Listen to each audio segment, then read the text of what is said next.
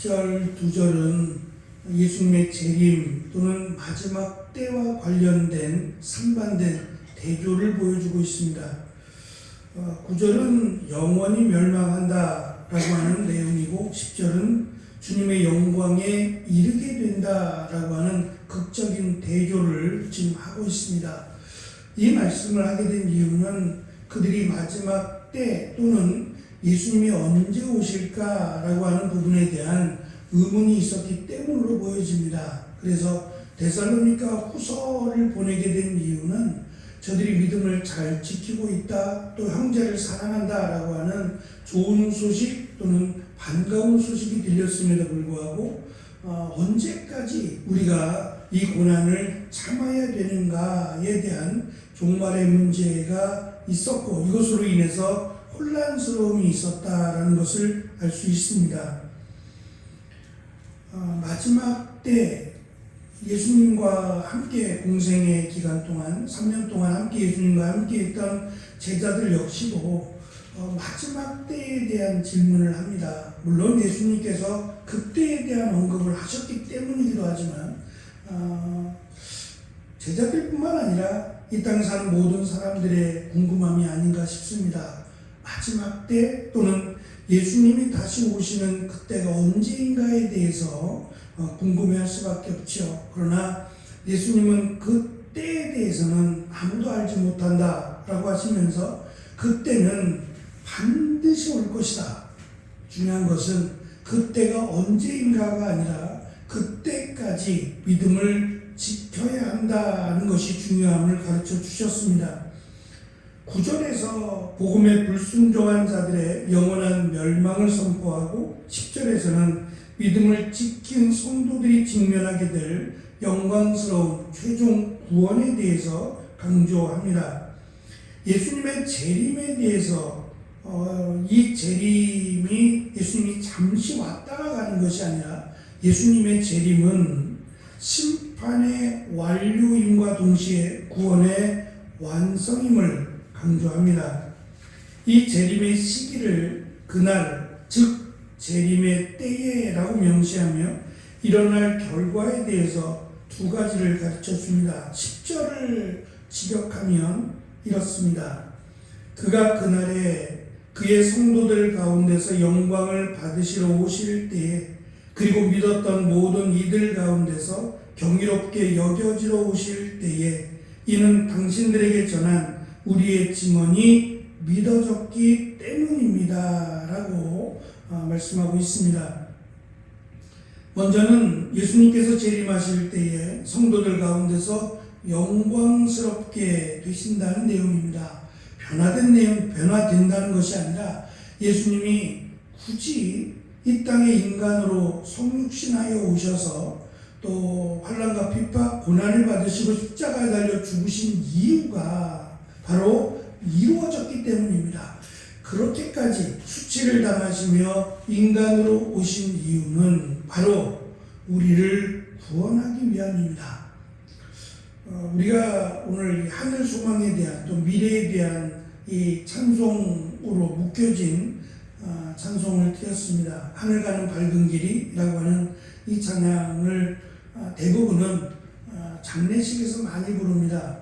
그런데 이 찬양들이 미래에 대한 소망에 대한 찬양인데 이 찬양들이 하나님의 관점이 아니라 대부분은 우리의 관점, 인간의 관점에서 기록을 해요. 하나님의 관점에서는 사실 분명하지 않다라고 하는 아마 그 마음 때문에 그런 것 같아요. 그래서 우리가 바라보는, 우리가 기대하는 내용을 담아서 찬송가를 만들었죠. 이것이 한계라고 느껴지긴 하지만 성경은 우리의 관점에 대해서 기록을 잘 안 합니다. 오히려 하나님의 관점에서 기록을 하죠. 다시 말하면 예수님이 다시 오실 때에 하나님이 영광 받으실 것이고 예수님이 영광을 받으실 것이며 우리는 이 땅에서의 환난과 핍박이 끝나고 또 하늘에서 공중에서 예수님을 맞이하게 될 것이다 라고 하는 내용 말입니다. 예수님이 영광 받으신다는 것은 무언가 영광이 채워지거나 그런 완성된다는 의미보다는 우리가 예수님은 우리를 위해 죽으셨으니까 우리가 구원을 받는 것으로 인하여 예수님이 기뻐하신다는 거예요. 그래서 우리가 예수님을 영접하는 것으로 설명하지만 사실은 예수님이 이 땅에 오고 싶으신다는 겁니다. 빨리 오고 싶어 하시고 우리를 보고 싶어 하시고 그동안 고난 가운데 믿음을 지켰던 이들을 격려하고 그들을 안아주시기 위해서 예수님이 공중에서 우리와 만나시게 될 것을 강조합니다. 그것이 얼마나 영광스럽고 또 그것이 예수님을 영광스럽게 한다라고 강조하고 있습니다.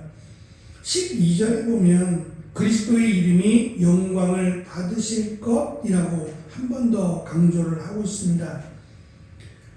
특별히 우리가 놀랍게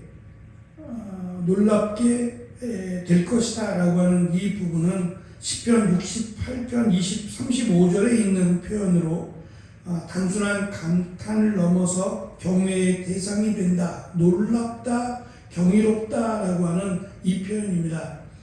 정말 이루어졌구나 라고 하는 내용이죠. 예수님의 말씀처럼 우리가 끝까지 믿음을 지키며 구원을 받는다, 하나님의 나라에 들어간다 라고 말씀을 들었는데 그것이 예수님이 오실 때에 실제로 이루어지는 것을 보고 놀라워한다 라고 하는 내용입니다.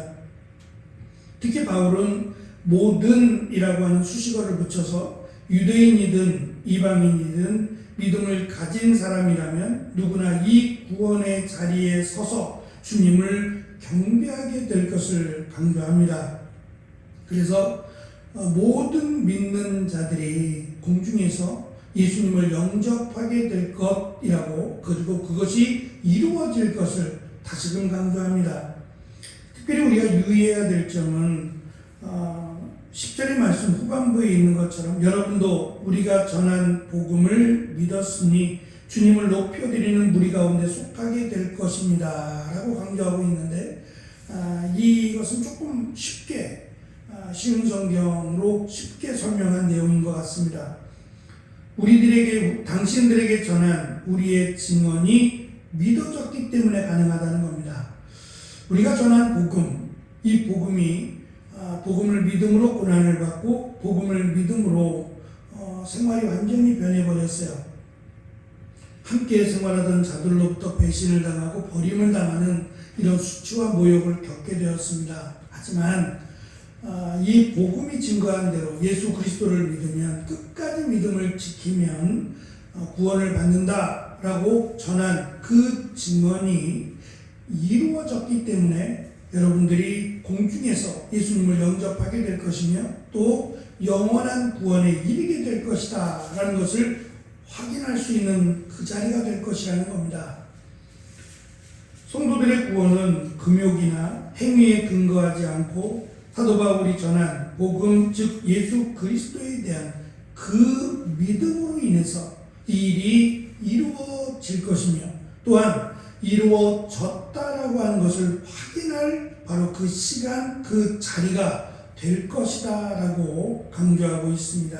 이 믿음 때문에 성도들은 구절의 형벌의 자리라고 할 수 있는 예수님의 면전에서 떨어져 나가는 것이 아니라 오히려 주를 경배하고 찬송하는 영광의 자리에 서게 될 것을 지금 강조하고 있습니다.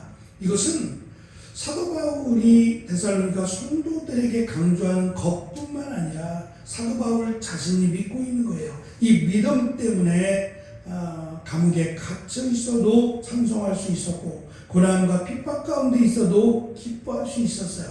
그것은 잠시 예수 그리스도를 믿지 않는 어리석은 자들의 행동일 뿐입니다. 우리가 잘 아는 것처럼 사도행전에 기록된 스데반 집사가 불에 맞으면서 마치 예수님께서 기도하듯이 저들의 어리석음을 용서해달라고 저들의 미련함을 불쌍히 여겨달라고 기도합니다. 그렇게 기도할 수 있는 것은 그것을 알고 믿고 있는 내가 믿지 못하는 저들로 인해서 방해를 받고 핍박을 받지만 그 핍박이 제한적이라는 거죠. 예수 그리스도로부터 하나님의 사랑으로부터 끊을 수 없다는 것을 알기 때문에 오히려 환난과 핍박 가운데 죽음에 이르면서도 기뻐할 수 있었고 또 그의 마지막, 이 땅에서의 마지막 모습이 영광 중에 계신 그리스도를 보는 거였어요. 마찬가지로 이것이 환상이 아니라 실제로 이루어질 일이기 때문에 사도 바울도 이것으로 권면하면서 끝까지 믿음을 지키라고 사도 바울은 강조하고 있습니다. 오늘날 수많은 핍박과 환난 속에서 믿음을 지키는 성도들이 있습니다. 이 환난의 끝은 불신자에게는 영원한 멸망이겠지만 믿음을 지킨 우리에게는 주 예수 그리스도와 함께 영원히 영광스럽고 그분을 경배하는 복된 날이 될 것입니다.